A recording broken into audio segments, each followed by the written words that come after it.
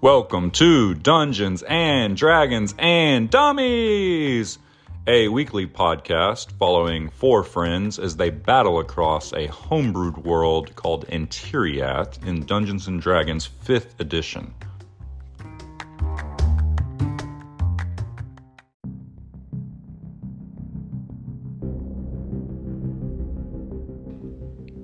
Step into our mystical world called Antiriath and follow our party of three dummies as they adventure across the lands. Talik Grug, half-orc, half-mystery, the fighter, played by Taylor. Bodyknock Greenleaf, the halfling rogue with a penchant for taking things that don't belong to him, played by Josh. And the ever-mysterious Eclarian Shadow, half-elf ranger from the Eclarian Mountains, played by Seth. And last but not least, the creator of our beautiful world, the man of many voices, and our dungeon master, Sam. Hello, listeners, and welcome to episode 13. We are so glad that you are listening, and thank you so much. Please give us a rating and a review. Tell a friend, make them listen, trap them somewhere, and turn it on so they have to listen and enjoy. Just kidding, but thanks. And in this episode, you will find that we are finally back to Biliatok, our home base, and we get into all sorts of shenanigans. So check it out.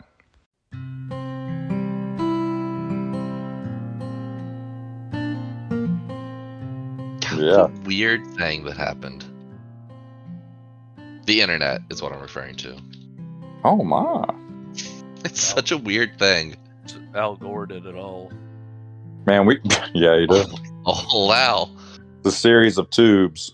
Oh, wow. The series of tubes. I've heard so much random talk lately about the undersea fiber optics. And people just being like freaked out by the undersea fiber optics and be like, these things are so huge and they can carry terabytes of data in a second and all this stuff. It's like, yeah, they're scary.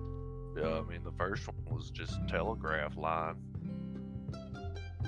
Oh my god, I've never thought about that. Way back then, they were laying a giant line. Telegraph line across the Atlantic. Across the freaking Atlantic Ocean.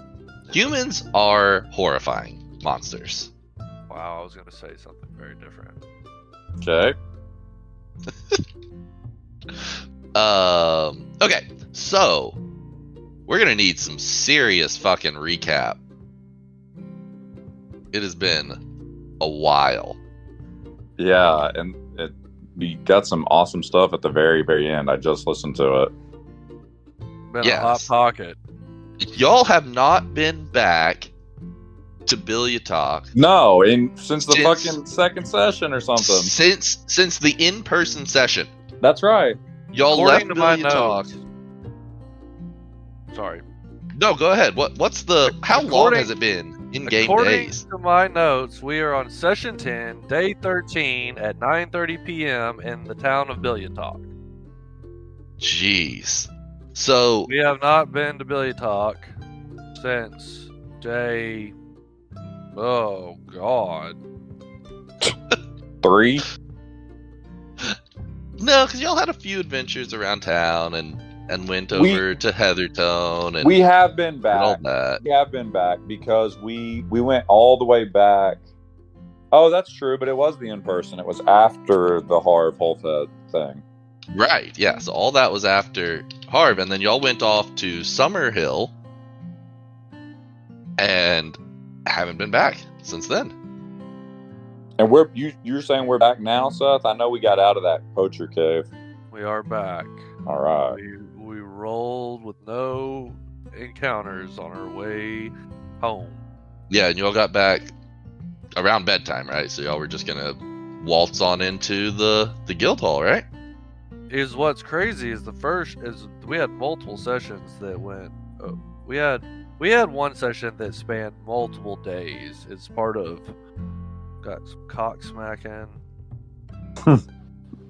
Yo, you're going way back if you're back to the cock smacking. I went back too far. Day 8, we arrived in Summerhill. That was session 4. So day 7, Day 7, we got back to the Confluence Guild in Billiard Talk and headed out to Summerhill. We arrived in Summerhill on day 8 at 2 p.m. and we are now on day 13 at 9:30 p.m. 5 days. Session 4 to session 10. Wow. Jeez. So we arrived in That's summer. We left Billiard Talk during session 4, and we're back in Billiard Talk on session 10. So 6 sessions outside of Billiard Talk.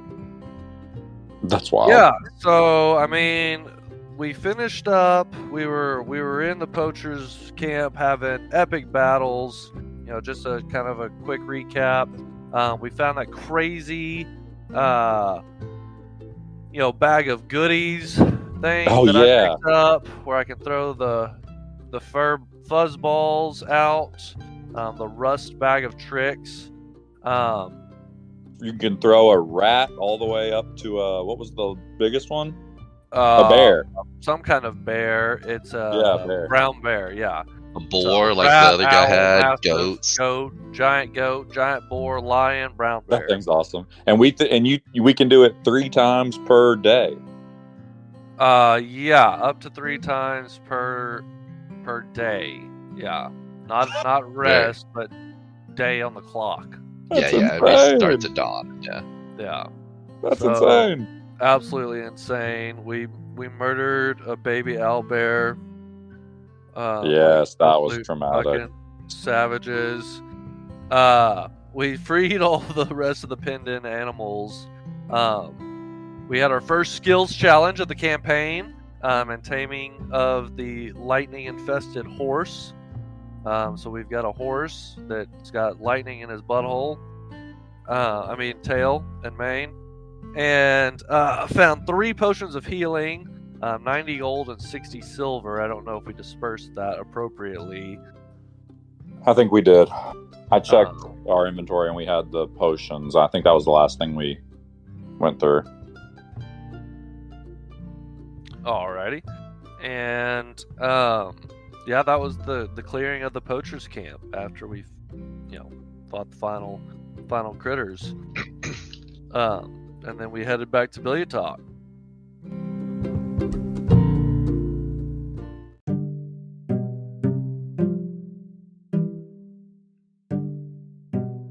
Yeah. It's a couple After- days down, and y'all got here the next at night, and so yeah, y'all arrive at the guild hall.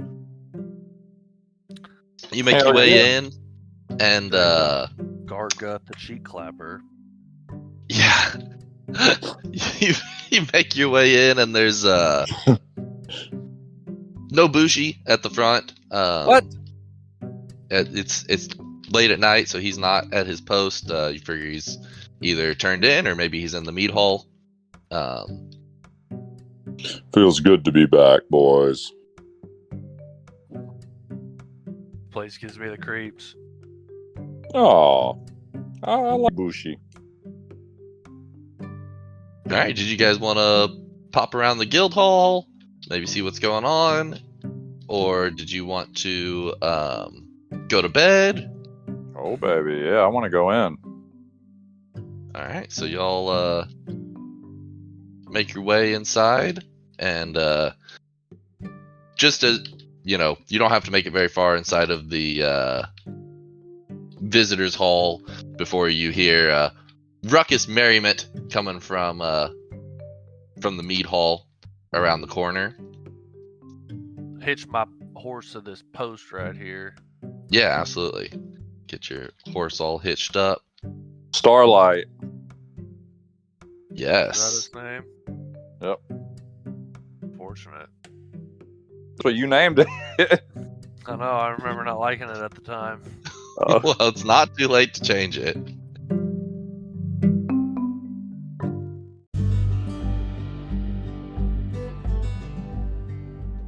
So yeah, y'all make your way in to the guild hall. You hear the raucous merriment coming from the mead hall wing of the place. You figure everybody's just in there having a good old time. All right, so Shadow hitches his horse. We hear a ruckus, gay old time from the mead hall. Yes, sir. All right, I'm gonna Shadow. Talik's gonna check it out. All right. So yeah, y'all head over into the mead hall, and as you pass in, sure enough, it looks like the vast majority of the guild seems to be in here, and they're all eating and drinking. Looks like a couple of them are throwing some darts, and you've got Cedric is leading a song with his troupe, and they're all playing some music, and everybody's clapping and dancing.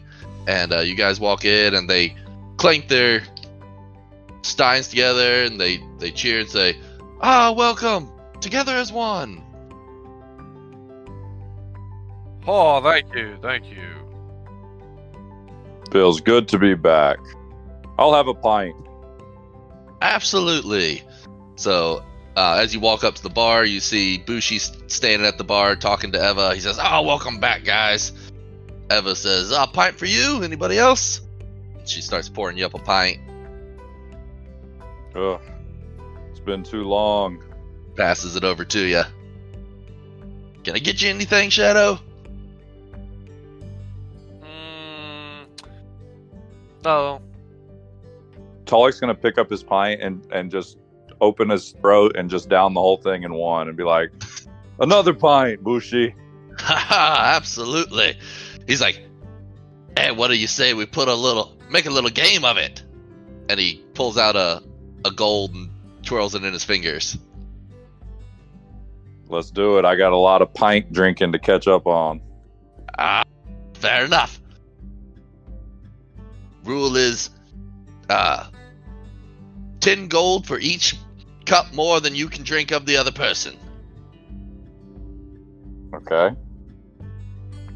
Who am I drinking? All right. Is it? Are you up for the challenge, Bushi? He smiles and looks at Eva. He says, "You don't worry about me," and she just kind of smirks as well. All right, so who's my challenger? Bushi.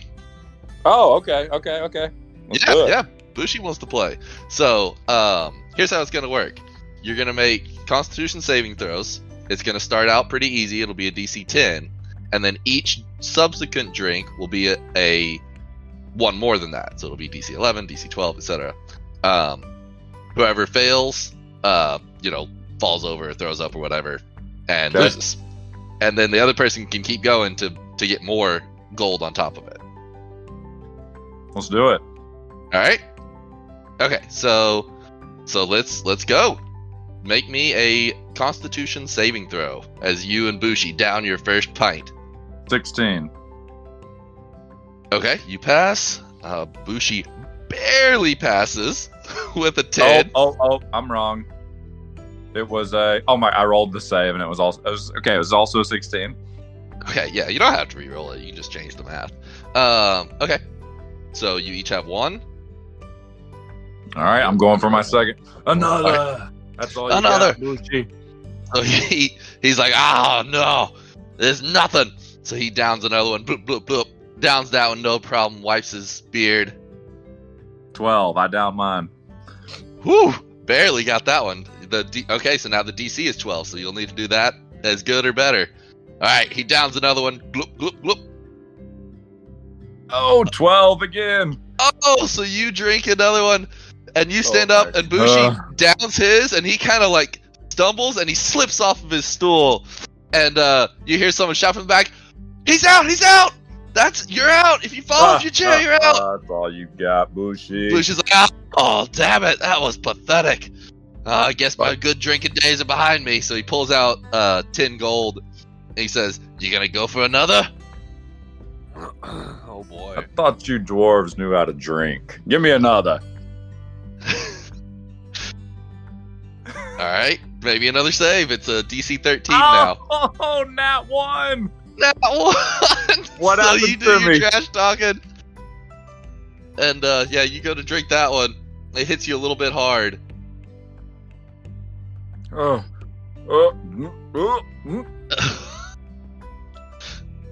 He says, out the back door, out the back door. I just go running outside, and the rest is history. I'll leave the details out. He for our says, "Well, you listeners. still beat me by And, 1, so here's your 10 gold." He hands it to you. all right, fair's fair. Oh man, Mr. Body Knock, what are you up to during this drinking festivity? I'm over here eating the sausages from the sausage table. Leave me alone. You're just like, I've been on the road for freaking days. Body knock, have a pint on me. Alright, Body Knock takes the pint from Talik and goes back to his sausages. Continues gorging roll your sausages in between bites of drinks of ale. I love it. So there's this Kinku who walks up to you, Shadow, and he pats you on the shoulder, and he offers you a handful of darts. Shadow raises one eyebrow at the kinky poo and says, "What do you want me to do with those?" He just like squawks, just like a single word. And he just says, "Bite!" Very well. Make me a history check if you don't mind. History check. Yeah, Sounds like a horrible thing for Shadow to do. or nature. It could be nature also. I got a 3 Okay. on my history check. You're not real familiar with Kinku, so you're not sure if this guy just, doesn't speak common, or if there's something weird going on with this particular individual. Is But he yeah, a so bird? Where? yeah. So he's this guy right here. Sorry, I should have brought him up next to you. So he looks kind of like a raven. So his hands, the hands that Another offer you to fucking him, are feathery hands. They are his wings and his hands at the same time. And he's got bird feet that he's standing on, and a beak, and like glossy black eyes, black feathers, and he's wearing he's wearing a very traditional Asajisuki samurai outfit. Oh, So he walks over here to where the darts, or where the board's on the wall, and so he points to, there's a little rules list on the side, and it says the easy target is worth 2 points, the medium target is worth 5 points, the hard target is worth 10 points, and then a moving target is worth 20 points. And so he takes this small target and raises up on a pendulum and lets it swing back and forth. And so he points at the medium target, the medium-sized target, and he steps back to behind a line, and he goes to throw, and he hits the medium target. So he holds up his feathery hand with 5 feathers on it, and he scratches in chalk that he got 5 points. So basically, you can pick which target you want to aim at. They have different ACs, and So it's gonna be a dexterity check. it'll just be a dexterity attack. So basically, you can just roll your longbow attack. Dexterity it'll be the same. saving throw. No, just Oh. roll your longbow attack. Will be the same to hit. Okay, so I'm gonna aim at the moving target. Yeah, moving target. Okay. Yep. You have 4 Wow. darts, by the way. 12. 12. So it's online, but the target swings out of the way right as your dart goes by, and it just sticks in the wall. hey, well, I kind of am watching them play this game, and I see this guy playing this music over here, and Talik's feeling kind of lit.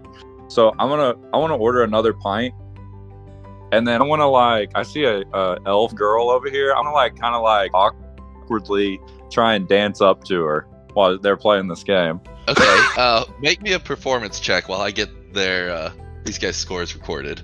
Okay. How many points? You is missed moving the target. worth? it's worth 20 points if you hit it. So he only got Okay. 5 points so far. Okay. So he threw. It's his turn again. He's going to. He sees you aiming at the moving target, so he's going to point at the smallest target that's not moving. It's worth 10 points, so he's going to try to hit it. Ooh, and he hits it right in the center. And goes and writes down he gets 10 more points. What's your performance check, Taylor? I got a 22, so I'd like to do a flip, like a flip like the cheerleaders do. What do they call that? Like a handspring over this table and like scoot up next to her and start dancing. And hold on, let me check Ambrosia. Let me get her Ambrosia. info. I like the sound. I want to make sure that I'm being true to her, so I don't get myself backwards on things.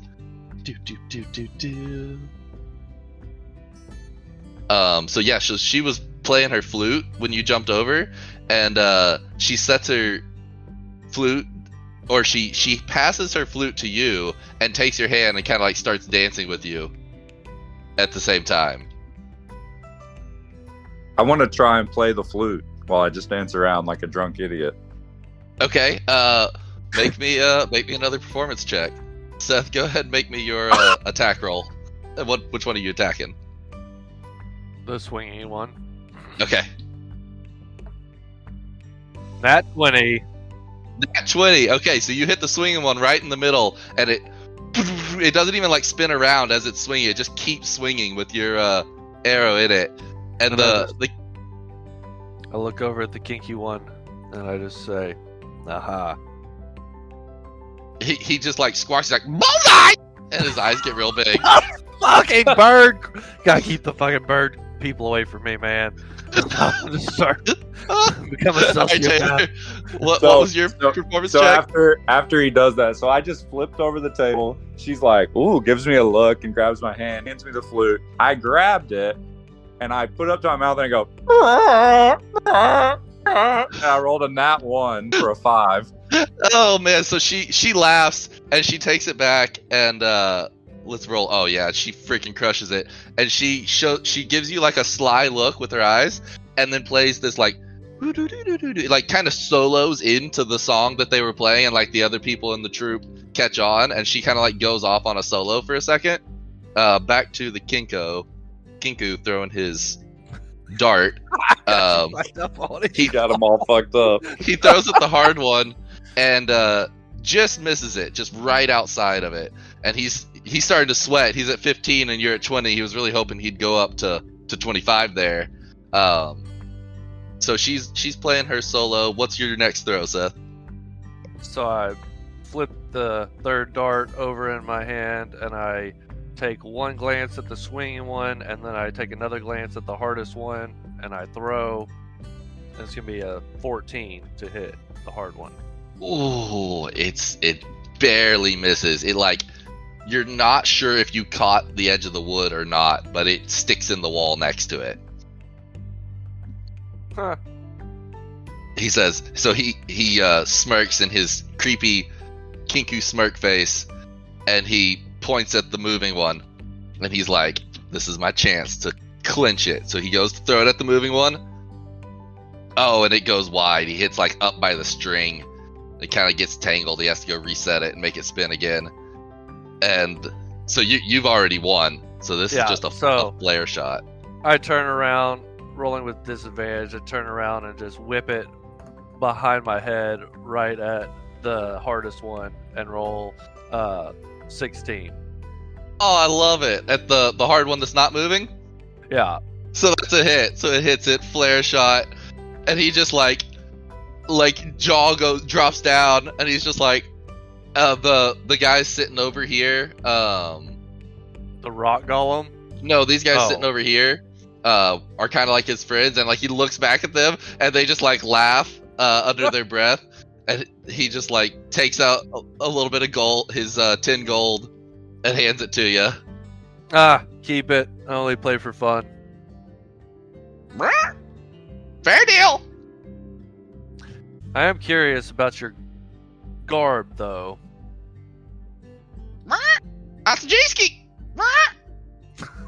I'm gonna fucking kill both of you. So this lady walks over. He says, "Hello, my friend here. He's a Kinku. If you are not familiar, their speech is not the same as ours. Hello, my name is Vera. His name is Tano." Tano!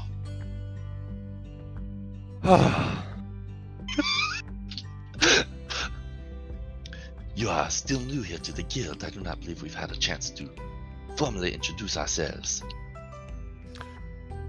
Hi, you can call me the Shadow. Over there is my buddy Taluk. What the fuck are you doing, Taluk?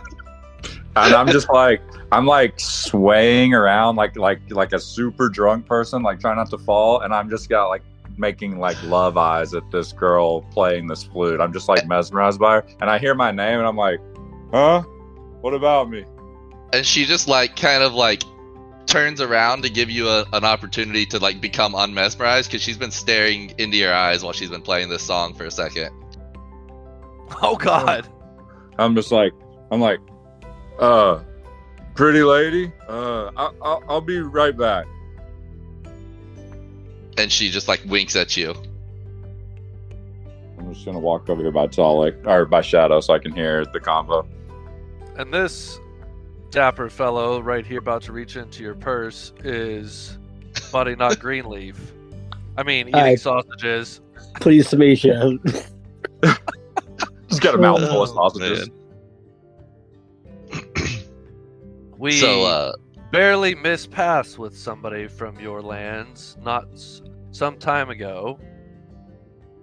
But I have never met anyone from Asajiski before.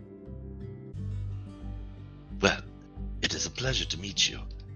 And I would be happy to tell you about all of our cultures sometime. Miku, come over and meet our new friends. And you see this tiefling kind of look up and close a book he was studying. And you guys as players might recognize the equipment that he's carrying is very similar to the equipment that Mr. Oh gosh, what was his name? Lenny Biloxi was carrying. He's got a crossbow with silvered bullets or silvered bolts and things like that. And he walks over. He says, pleasure to meet you. My name is Miko Julao. I see you've already met my friends Tano and Vera. What is Vera? Vera is a... Oh crap, what are they called in D&D world? I want to call her a Khajiit from That's what Skyrim. I'm trying to wait. Yeah, she's a cat person. Crap, I don't remember what they're called in D&D world. So, Okay. What did you say the tiefling's name was? the tiefling's name is Miku. Julao Miku. Yeah, he goes by Miku. Jalao Miku. Julao. Julao. Jello pudding pop. Yeah. And I'm just standing there weirdly, drunk and swaying and burping and It's like, letting hello. Shadow talk. Hello, Miku. It's nice to make your acquaintance. Are you all guild members? we are, yes. We actually met here. All of our roads converged here at the confluence, as it were. We are, I suppose, exactly what this guild was meant to be, where two rivers join, they become stronger, and R3s have proved to be true for that. Oh, But very we are- nice. Indeed. What's he saying, Shadow? What's he talking about? Oh, don't worry about it. We'll talk about it later. Go back to your elf. Just so you know, I think she's about 111. I always liked an older woman. Oh man. So he's like, it's a pleasure to meet you. How's your first couple weeks been with the guild? Come, bring your Oh. sausages to our table. We'll clear a spot for you. Eventful, to say the least. He kind of like waves you guys over towards the table. Indeed. What kind of work have you been getting up to? Oh, you know, killing cave trolls, fighting poachers, things of that nature. Cave trolls? For a green crew? Bushi must have seen a lot of stock in you. I don't know if he intended for us to fight cave trolls, but that is where the road led us. Well, you appear to be in one piece, at least. Yes, apparently, we got a bit of luck. Our friend Bodhinak here came across a fine stone that led us into victory. Ah, good. You mentioned poachers. Funny you should mention that. I just saw a new quest go up on the board today, where Mr. Dobilia, who you guys would probably know as the Baron of this area, who lives here in Bilyatok, Mr. Dobilia had put up a quest specifically about poachers in the area. We were thinking about picking it up, but seeing as you seem to have already started that quest, I suppose we'll leave it to you. Very well. I appreciate the honesty there. Have you noticed anything strange in the wildlife? Ah, yes. How could you not? It's been getting odder and odder. Yes, there's been, most things have been fairly harmless, but we actually came across, some frogs the other day that could breathe ice. Not something I've seen on a common swamp frog before. That is fascinating indeed. What are you studying there, Miku? Oh, just some old books, you know, ancient texts, that sort of thing. I'm a bit of an archaeologist. And the person sitting next to you pipes up, and he's a little gnome fellow, brightly dressed, and he seems to just be completely schlackered. He's like, bit of an archaeologist? Mika over there is the preeminent mummy cartographer in this whole world. Mika's like, Mummy "Oh, cartographer. thank you, Jerome, but cartographers make maps." Oh, right, yeah. Like I said, mummy choreographer. He's like, It's a pleasure to make your acquaintance, Jerome. oh, you too. Yeah, name's Jerome Cragglestep. It's good to meet you. It appears you have something moving under your hat. Oh, yeah, no, don't mind that. And a little, like, fox pokes its head out, and then, like, pokes its head back in, and then, like, pokes its head out again, but the second time it pokes its head out, it's a cat. And then, like, he's like, no, just nothing in there. Oh, this is my friend Gemma. Gemma kind of, like, waves across the bar to across the table to you. Is Gemma a human or a familiar? Gemma is, let me get Gemma. She's a human. She's a very large human. Why do I keep losing my... Talik sees notes? this little guy and hears the commotion. I come running over and I'm like, look at this little guy. And I slap him on the back way too hard. He kind of like stumbles into a pie and like buries his face in a pie, and everybody like at the table I freezes love for a this second, guy. and then he like pops up and the pie goes flat. He's like, ah! And he like slurps it in.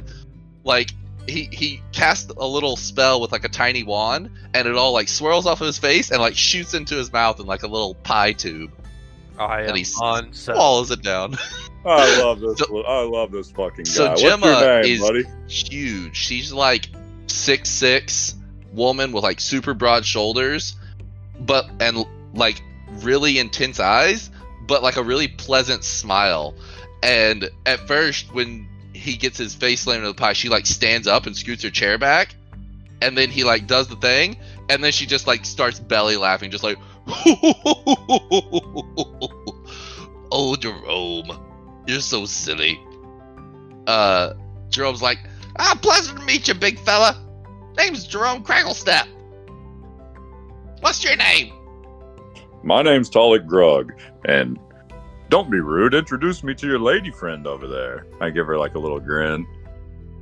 She kind of like smiles sheepishly and is like, Jerome's just like, oh, I'll go introduce yourself. This is Gemma. Okay, I'm gonna leave. I'm just drunk. I'm all over the bar. So you go over and start talking up somebody who's more your stature That's right. than Ambrosia. Miku, I have something that we brought with us from our last encounters, if you'd like to come take a look. Oh, absolutely. An artifact, or? I think you'll find it fascinating enough. Well, certainly. And he'll excuse himself from the table and put down his napkin very politely. Lead the way. I don't know. We don't have to monopolize conversation while we travel. I'm gonna take him to see the horse. Yeah, what's Mr. Greenleaf up to? I'm listening to you guys and trying not to let this medication kick my ass. That's fine. Yeah, Body we're gonna do a knock. short one You haven't tonight. seen another soul in 5 days. Come on, get over here. I Look at don't this like little fella I people. just met. It's about your side. Are you related to this Jerome fella? Shut your mouth, Talik, or I'll shut it for you. The one's literally a gnome, the other one's a halfling. I just give a little wink to my new girl over here, and I'm like, these little dwarves, they don't know anything, do they? She just kind of like smiles and is like, you can tell that she would be tense if you were any humanoid trying to talk to her. And like, you obviously can't tell because you're drunk as hell, but she's just like, oh my god, I don't know this guy. He's super drunk. I don't know what to And do then with him. I'm gonna stay standing right by her, and body knocks all across the table, and I'm like, body knock. I think she likes me. Oh my gosh. Fella, I think she does too. Give it a shot, eh? So you guys make it outside to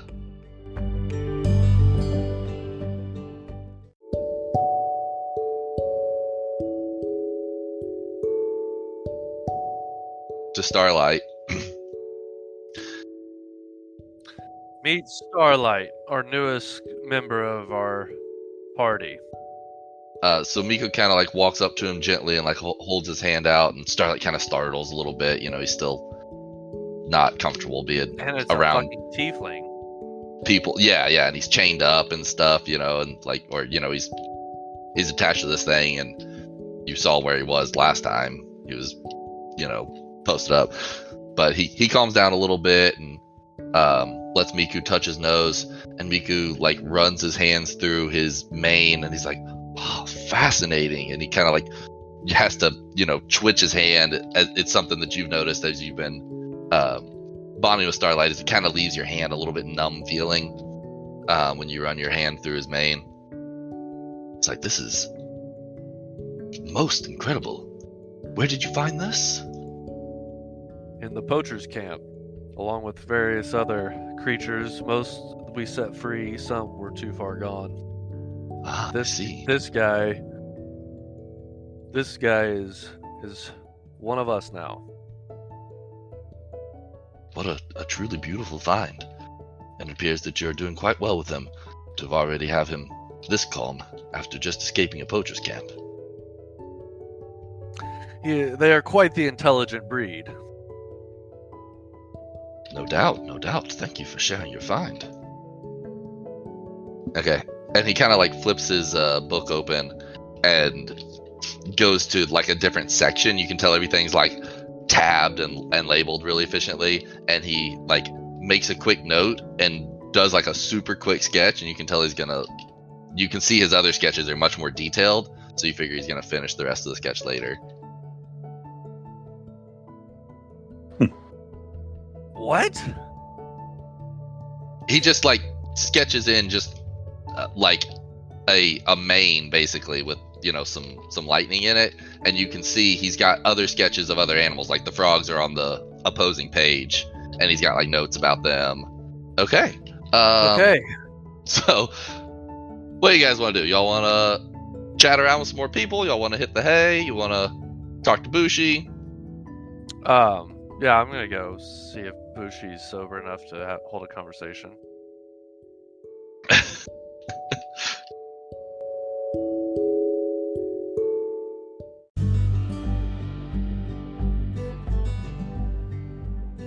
I'm just gonna yell out and be like, "Tell Bushi I'm ready anytime for another challenge." You walk up and Bushi hears it, he's like, bring it on, we'll do it right now. Dwarves can't hold their beer. I'll show you a beer. I already had 6 before you got there. Tell him, Ever, I already had 6, hadn't I? Eva just goes, yeah, Bushi. Emma, is that her name? Eva. Eva, please send for me when Bushi is awake. Will do. He recovers quick, even if he gets a little slippery early. He should be up just after dawn, but I'll let you know. Shadow scoops a pint up, tosses it back, and walks off before anybody has any opportunity to challenge him. Alright, so you head on upstairs. What are you other two fellas doing? I'm gonna walk over to Miku and our other friends from Asajiski, and I'm like drunk, and I like kind of walk up to them, and I'm like, "What's so special about this Asajiski, anyway? How do you get into Asajiski? How do we get there?" It is far away from here, and you are right. It can be rather difficult to get to. There's a large mountain range between here and there. Not to mention, you have to choose whether you're going to go through Mekzim or try to find a way over the Dreadlands. So it is a bit of a challenge. Getting there by sea is also difficult, as the reef prevents much boat travel, unless you're very familiar with the area. All that said, you can pass there by land, through Mekzim and through the strait to the north. It's quite a ways away, though. Almost 1,000 miles. It looks like we gotta find a boat, fellas.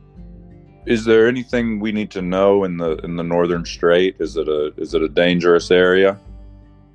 I apologize. Strait is a nautical term. I'm still brushing up on my common. The northern pass is quite safe. It's a pass between two mountains, and it's where all trade in and out of Asajiski goes through. So it is quite safe. The way by sea would best be to go the southern route. If you did have a lot of time, it would be quite safe to go all the way around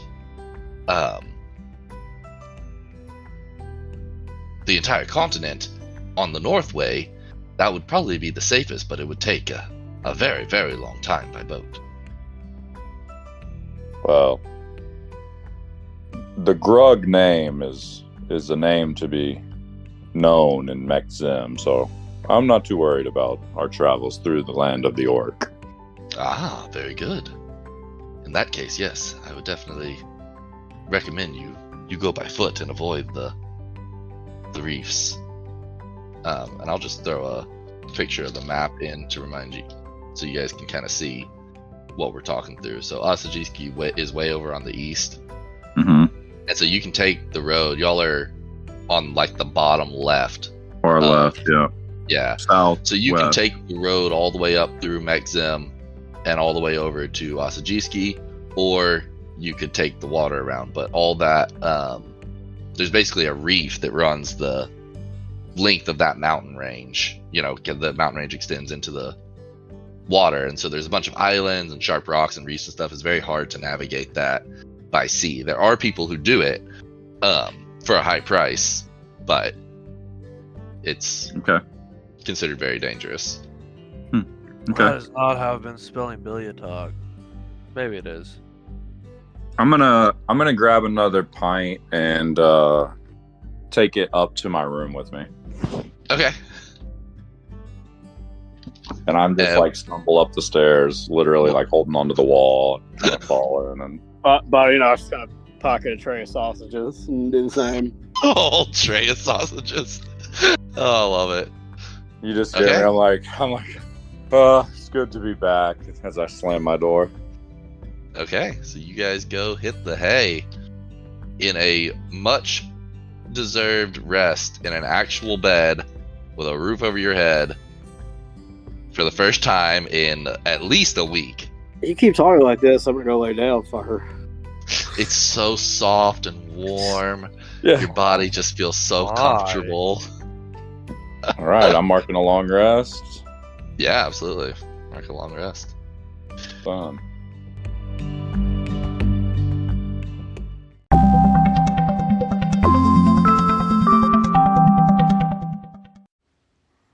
Hello, everyone. Thanks for listening. Please, if you haven't yet, give us a rating and a review on whatever podcast app you prefer. Also, check us out on Instagram at DNDN Dummies. We post a lot of things that are relevant to the game, pictures, screenshots, and other just stupid memes and stuff. You can also interact with us there. So check it out. Hey, also check out these other D&D shows. These are some of my personal favorite podcasts. Thanks. Orathane, a world of magic, machines, and mysteries. We join our crew of orcs, nerds, showmen, and robots to find what they're all looking for. Answers! Are robots alive? Where's my sister? Does mac and cheese have healing properties? Fighting beasts and pirates, we follow their journey, but look out! Death is on the horizon, as this world shows no mercy. Join us to see who lives and who dies on Death by 1,000 Crits, where what's dead stays dead. A sibling revelry entertainment production.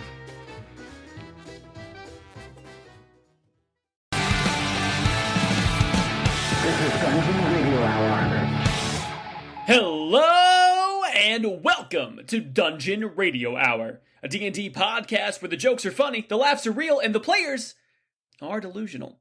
As always, I'm your host and DM, Dalton Riddle, joined by our ragtag band of would-be heroes. Introduce yourself, heroes. I'm Michael Adair. I'm Alyssa Adair. And I'm Andrew Gerline. Dungeon Radio Hour is a new D&D comedy podcast about four friends who are magically pulled into the Forgotten Realms for reasons unknown and have to find their way back home. Prepare for adventure. Prepare for magic. Prepare for not half bad comedy? By listening to Eldritch Buds. Join a cast of misfit heroes as they explore the arcane world of Kumdor. Join Speedy, Josh, Will, Scott, and Connor on an epic Dungeons & Dragons actual play adventure.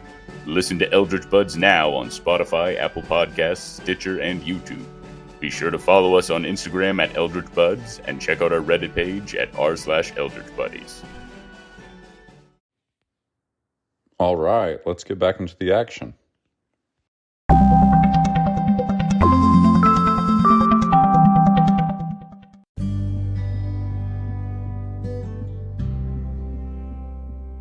Okay. So yeah, let's adjust it back to daytime. Oh, thank God.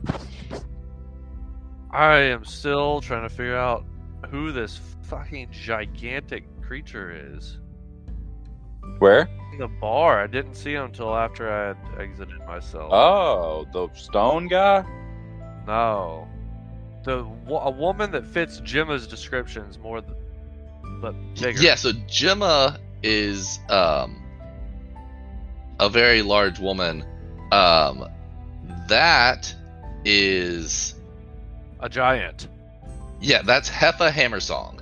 And yeah, she appears to be like part Goliath or something. She's like 8 feet tall. And she has a chiseled jaw and a fit framed body with a long blonde hair and just like this huge two-handed hammer maul on her back. Jeez. Non-sausage or beer or ale hungover Shadow would have gotten up and looked at the bounty board that And was talked. referenced and talked to Bushy, and also figured out what the Sajewski guys were talking about with Baron Debilia. Yeah, that's my Poacher bad bounty. because I jumped up and said I No wanted- problem. Yeah, let's just do that right now, and then that'll work out, because you might want to go talk to the Baron anyways, because when you get up and go talk to Bushi, he does his normal greeting and whatnot, and he seems totally bright-eyed and bushy-tailed, doesn't seem hungover at all. He's just like, oh, welcome home, guys. It's good to see you guys back and to get a little merriment with the crew. Feel like you guys have been all work and no play since you started. Has any word of our experiences in Summerhill reached your ears? Not much. No, I'd love a full recap, if you will.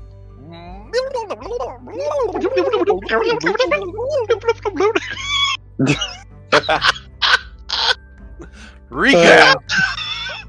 Oh, that got me. That's perfect. Okay. So, he says, well, it sounds that your time is just right then. We just got a rather large bounty in from Frindor himself, Mr. Debilia. And regarding the poacher situation, it appears your run-in isn't the only situation with these recently appearing creatures. It appears that lots of people have been taking to poaching them and shipping them off for whatever means. I'm not quite sure, but it's starting to impact our wildlife. And Mr. Debilia is quite upset about these illegal poachers. Obviously, they're not paying their fair share of the taxes, and they're illegally hunting and capturing the animals. So it's got him a bit bothered. He's actually got a pretty hefty bounty set up. He says if you can solve the poacher problem, it's 1,000 gold bounty, actually. Ooh. So, yeah, I believe you should go talk to the Baron and see what you can do. See what he'll give you.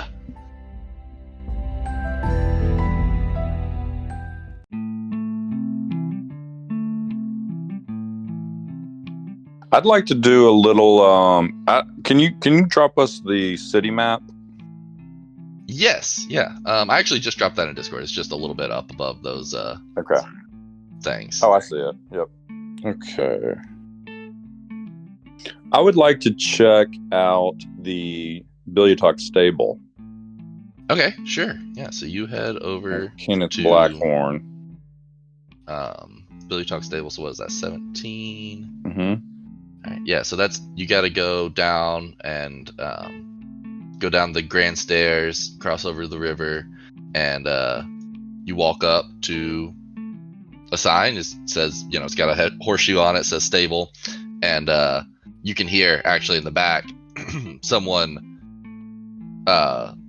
riding a horse, and or you hear horse clopping, and you hear like whistling, and like hup, yep, hup, yep, hup, hup. You walk in the front door, and there's just this little boy standing there, and he's got like a little toy wooden sword, and he just like runs at you. He's like, ah! And he tries to hit you with his little wooden sword.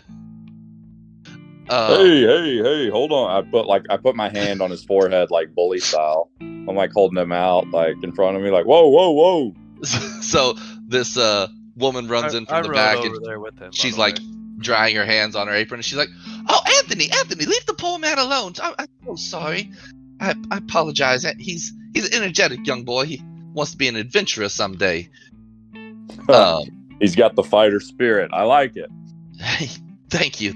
Anthony, you go play outside. And he takes his sword and he goes running off out back. Ah! She says, can I help you? Yeah, I'm looking to buy a horse to carry a large man like myself to keep up with my buddy here. So you rode over with me on the lightning horse, right? Yep. Yeah, okay. Let's keep up with my buddy here, and I kind of like gesture over towards Shadow and his horse. Okay, she's like, oh, well, we do occasionally have horses for sale. Mostly we do horse breaking. But I'd have to ask my husband. He's actually out back right now working on a horse. Would you like to come out there and speak with him? Please. Yeah, so she leads you through the house, and you go out back and you see this super classic cowboy-looking guy. He's kind of a middle-aged guy, and he's whistling up this horse. He's got a round pen, and he's working a horse at the end of a lead, going around the round pen. He says, "Whoa, buddy, whoa," and he like calms him down a little bit, and he hops over the fence and walks over to you. He says, takes off his glove. He says, "My name's Kenneth Blackbourne. Nice to meet you." Sticks out his hand. Talik Grug. Pleasure's all mine. I give him a handshake. "I see you've already met my lovely wife, Sarah." And she kind of like looks and is like, "And Anthony." "Oh, I hope he didn't give you too much trouble. Boy's a menace, I tell you." He's just got a little bit of the fighter spirit in him. Nothing wrong with being a fighter. And I kind of give the kid a wink. And he kind of like smiles, a big beamy smile. He's like, "I tell you, I broke 1,000 horses, but that boy's gonna be the one that breaks me."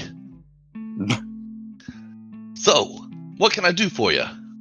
Well, I was hoping you'd have a horse that I could ride to keep up with my party. "As it were, I've actually just recently come into the ownership of a couple of horses, and just recently broke them. I've been stabling them here, trying to figure out when I could take them to auction. But yes, if you're looking for one, we could certainly do that." Well, I could certainly save you the trouble from loading these guys up and looking for a potential buyer. Let's see if we can make a deal. What do you got? Well, you're very much in luck, sir. I've got one of each, a variety, if you will. And he kind of leads you over. He says, "I've got one big, strong draft horse." And you see this like kind of Clydesdale-looking horse. It's got fur on its boots, and it's like really big and stocky. And then he's like, "And I've got more of a riding horse, a thoroughbred, if you will." And you see this real lean, dark tan horse with like black, real sleek fur, black on its hooves. Dibs on that one. And he's like, and if you're there, he's like, "And I don't have any ponies at the moment, but I do know someone who's been looking to sell a riding mastiff if you're interested, young sir." Was that like a dog I ride? Yeah, it's literally a mastiff. That's awesome. Mastiff. Yeah, dude, I want that. Where do I go? He says, "Actually, it's Mr. Debilia. If you're unaware, the Baron of the area, Frindor Debilia." All right, I'll go visit that guy. Okay. Forgive him. What was it, Kenneth again? Kenneth? Yes, sir. Forgive him, Kenneth. He's all hopped up on sausages.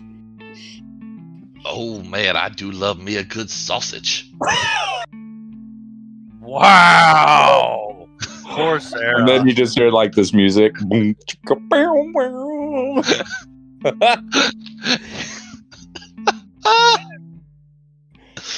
Oh, man, and if I was a good DM, I would have taken the fact that you've said, like, I don't know, 6 times in the last 2 weeks that you wanted to get a horse, and I would have got the prices for horses queued up. What is But I haven't done that. What is the So third one? Oh, there's not a third one. It's just those 2. Did I say there was a third? Okay. Yeah. No, he just has the 2 horses. The third one in the pen, he's like, "Oh, this one's not ready for riding yet. I just started breaking it today." And it's a riding horse, you can tell. He's also, and he says it's also not for sale. It's a customer who wanted me to break it for him. Kenneth, what? Tell me a little bit about these horses. Would this thoroughbred, would it fit a man of my stature? It would, yes. I believe you'd be able to ride on it. He might be a little bit encumbered due to your large strength, so he might be a bit slower. I would recommend for you the draft horse here. So draft horses have a little bit more HP, and they've got a speed of 40 feet per round. The riding horses have a speed of 60 feet, a little bit less HP, And I'd have to check his strength to see. With There's my weight rules and on what stuff. you can carry as like a mount. And I don't think you're like super excessively heavy, so like he could probably carry you without any penalties. Well, I'm But about 280, and it looks like I'm carrying about 140. I think he'd be all right. They've got a strength score of 16. I'd have to go look and see what you can carry, but he's a large, so he's bigger than you. I think it would be okay, but we can double check it and just see. If you want to check it, I think I would prefer the thoroughbred. Okay, why don't you go ahead and hop up on there and see how he handles you, and we'll check it in the meantime. You want me to roll any kind? You want me to do a roll or anything? No, you can do a animal handling roll to see how much he likes you. Okay. Shit, if I didn't have this horse already, I'd be getting that fucking draft horse for damn sure. Fucking war horse. I got a 12. Well, it's not a warhorse. That's a whole nother thing. He doesn't have one of I those. am fully aware that in D&D world, that's another thing. But in my world, a draft horse is a beast. Carrying capacity is 480 pounds for the riding horse. So it sounds like you were just under that. You're around 400. About 420, yeah. Okay, so you're good. Yeah. The draft horse doesn't make it go up much. It only Do I goes up need to 540. know anything? Should I roll any kind of check or something, or would I know the difference in the stats on the two? I mean, he basically explained them to you. What's the that one's gonna HP be a little difference bit on the faster. two? Not much. 13 versus 19. Okay. Yeah, you're not going to want to take these guys into combat. You'd need a warhorse to really take them into combat. And even I'm gonna then, I want to AC's buy in the. or Kenneth, HP's how in much? How much you selling this thoroughbred for? The riding Oh. horse. I'll give you market price on it. That'd be 75 gold. What about? I was hoping more like 35. 35? Oh, son, no. I bought him for more than that. Tell you what, since you're saving me the trouble of having to take him to market, I'll give him to you for 65. Okay, I'm gonna kind of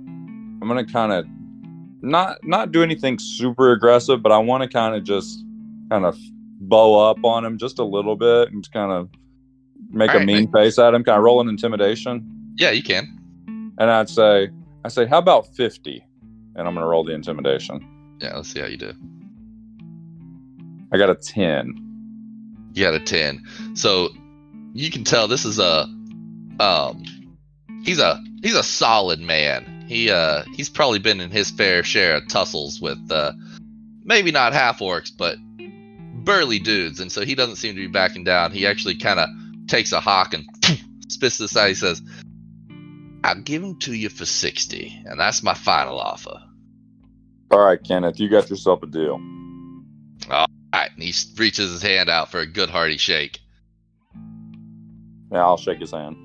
All right, so you got yourself a dark brown with black mane and boots and tail draft horse.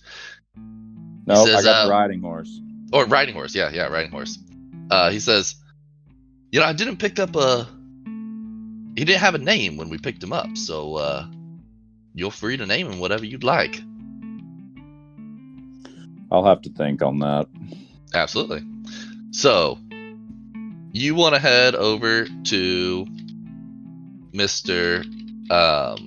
Debilia's estate. Yeah, I want the dog. Okay. I'm gonna saddle up my horse and head that way because I know that Body Knock is already headed that way. Okay, so you guys head all the way up over here. So you head up into the Debilia Estates.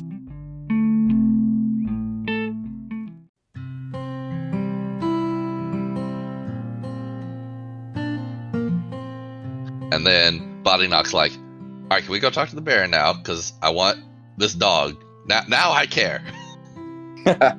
Give me the dog and let me go to sleep. Okay, so y'all head over and we'll do the chat with Billy Talk. It's number 5 right over here. Debilia. What is his name? How do you Debilia spell Estates. his name? Frindor is his first name. My God, I don't even want to. FRENDOR. Dor, and I've actually got his estate in Tailspire. Y'all want to call it a night right here? And yeah, I think let's call it a night. And y'all can chat with Mr. Frindor next time. Okay. It's All right. like my fucking Mastiff. There's a dog to be had. Now I can think of a good name for it. There you go. Yeah.